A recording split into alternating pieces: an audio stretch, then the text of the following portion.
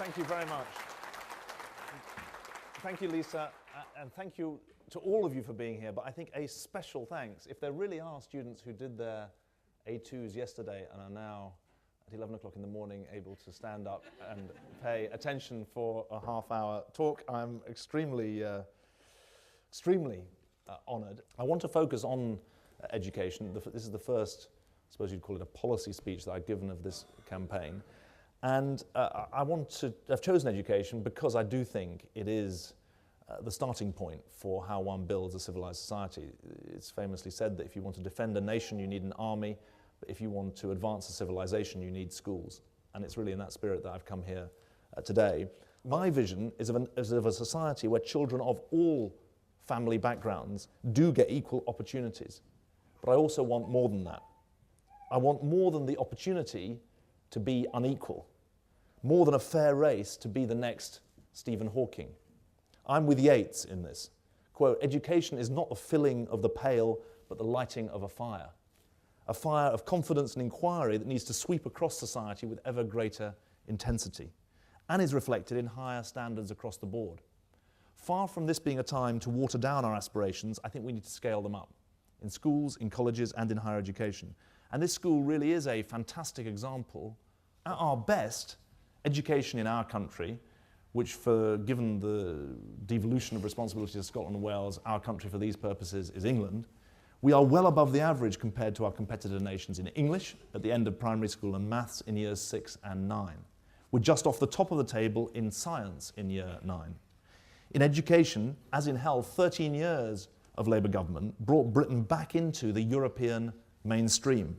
40,000 more teachers, 120,000 new teaching assistants, every school a specialist school, and this school now going for science specialist status to back up the drive for quality. The number of seriously underperforming secondary schools, with less than 30% of kids getting 5 A to Cs at GCSE, down from 1,600 in 1997, 1,600 out of 3,500, down to 260, and far more young people going into university and further education.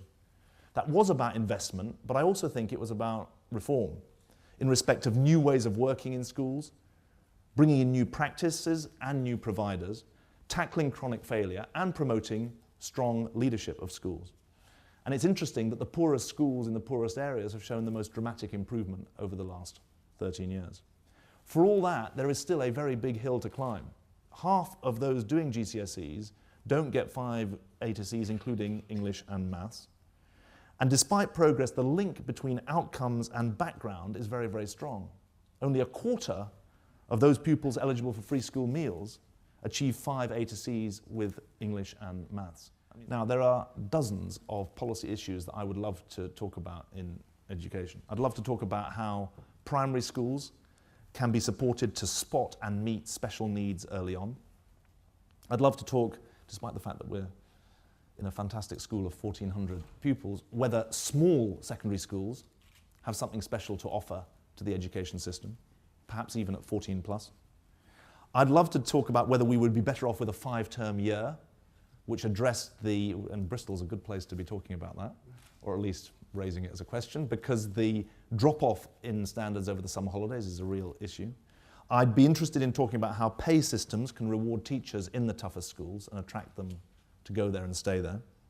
I'd also like to know whether the National College, originally called the National College of School Leadership, has cracked the supply, preparation and support for top quality head teachers and prepared us for the big retirement bulge that is coming up.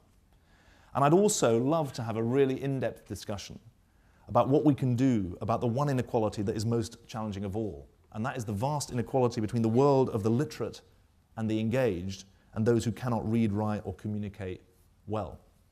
But today I've picked out 3 different issues, and I've picked them out not because they provide a comprehensive policy answer, but because they are what really light my fire, really. They are about teachers, because I remember how much difference Mrs. Bland, Mr. Pianajek, Mr. Hoban, Mrs. Clark, Mr. Page-Jones and Mr. Burkitt really made to my education. The memory of their skill and commitment makes me want to see more people benefit from their kind of professionalism. Second, I want to talk about the curriculum, because I wish my A-level experience had been more balanced. I wish I'd done better, actually, in physics, but that's a separate matter. I wish actually I could have done the International Baccalaureate. And so I want to talk about curriculum too. And third, universities, because my university made so much difference to me. I was a better student at university than I was at school. And I want more young people, especially from disadvantaged backgrounds, to get the benefits of a university education. Education reform is always unfinished business. It's an ongoing imperative. I think that brilliant teachers inspiring a love of learning, an exciting and stretching curriculum underpinned by relevant qualifications, and world-class universities opening their door of opportunity to more young people is the right vision, not just for the Labour Party, but actually for the country. The two golden tests for policy are simple. Do they raise standards, and do they narrow the achievement gap? If they do both, then we should go for them.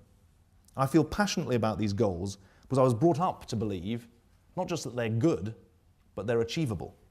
Both my parents were teachers. Fundamental to my upbringing was the idea that there is so much we do not know, but so much reason to try and find out. That is the optimistic spirit of inquiry that needs to drive our education system. Thank you very much indeed.